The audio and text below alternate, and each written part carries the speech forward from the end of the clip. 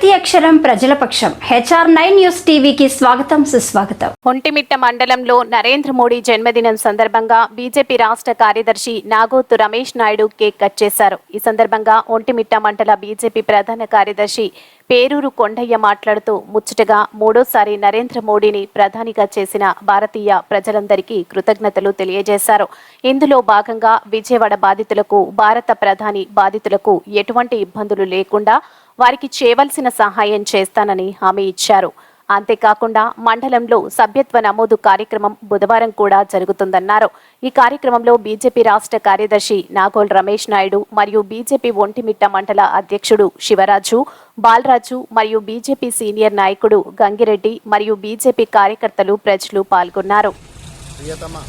ప్రధానమంత్రి నరేంద్ర మోడీ గారి జన్మదినోత్సవాన్ని పురస్కరించుకొని నేడు ఒంటిమిట్ట మండలంలోని ఈ యొక్క పార్టీ సభ్యత్వాన్ని ఇక్కడ ఏర్పాటు చేసి మండల వ్యాప్తంగా మేము అందరితో కూడా ఆన్లైన్ విధానంగా సభ్యులను చేర్చుకుంటూ ముందుకు వెళ్తున్నాము.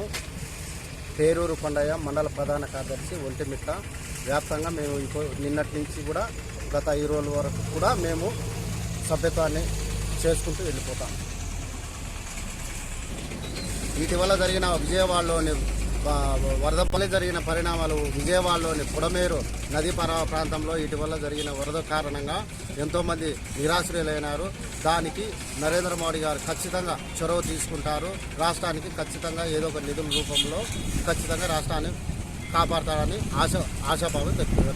నిన్న ఈ కార్యక్రమానికి పెద్ద ఎత్తున మా లీడర్ అయినటువంటి నాగోతు రమేష్ నాయుడు గారు ఒంటిమిట్టకు వచ్చి కార్యక్రమాన్ని నరేంద్ర మోడీ గారి జన్మదినోత్సవం పురస్కరించుకొని నిన్న పెద్ద ఎత్తున కార్యక్రమాలు చేపట్టి వికసిత్ భారత్ వికసిత్ ఆంధ్ర అనే నినాదంతో కేంద్రంలో ఉన్నటువంటి ప్రధానమంత్రి నరేంద్ర మోడీ గారి జన్మదినోత్సవాన్ని పురస్కరించుకొని నేడు ఒంటిమిట్టలో పెద్ద ఎత్తున పార్టీ సభ్యులుగా చేర్చడం జరిగింది. ఆన్లైన్లో, ఆఫ్లైన్లో కూడా.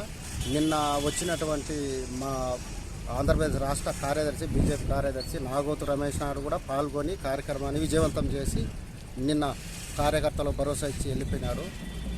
ఇంకొక విషయం ఏంటంటే, రాష్ట్రంలో ఇటీవల జరిగినటువంటి విజయవాడ పుడమేరు పరివాహక ప్రాంతంలో జరిగినటువంటి బాధితులు ఏవైతే ఉన్నారో వాళ్ళందరికీ గాను నరేంద్ర మోడీ గారి నాయకత్వంలో ఖచ్చితంగా ఆ యొక్క పుడమేరకు ఏమేం కావాలో అన్నీ కూడా వాళ్ళ దృష్టికి పోయింది.